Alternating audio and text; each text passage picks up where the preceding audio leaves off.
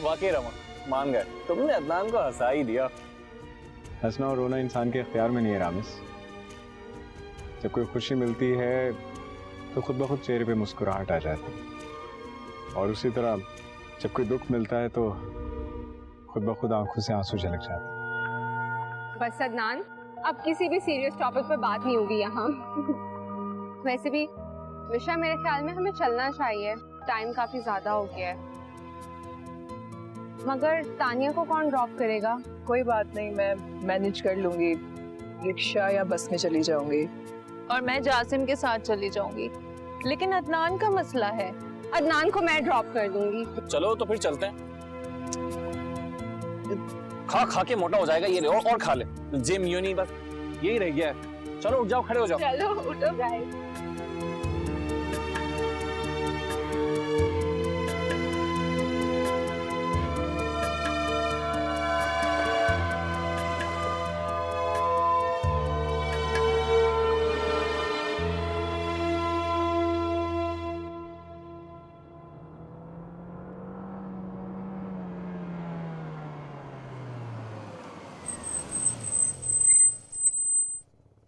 अदनान, तुम्हारा घर तो दूसरी तरफ था, फिर यहाँ क्यों?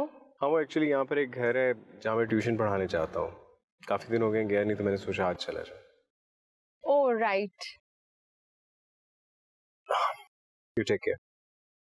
अपना ख्याल रखना।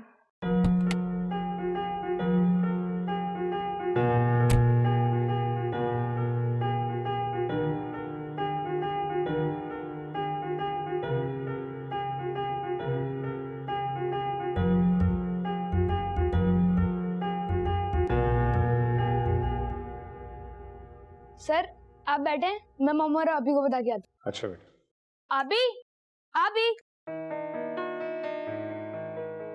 अभी अभी अभी सर अदनान आ गए। अच्छा चलो शुक्र है बेटा, अब पूरी तवज्जो से पढ़ना, ध्यान देकर। पहले ही बहुत हर्ज हुआ तुम्हारी पढ़ाई का। चलो जाओ जाओ पढ़ो। अच्छा बेटा, मैं जरा ग्रोसरी करके आती हूँ, ठीक है? दरवाजा बंद कर लो। ठीक है मम्मी।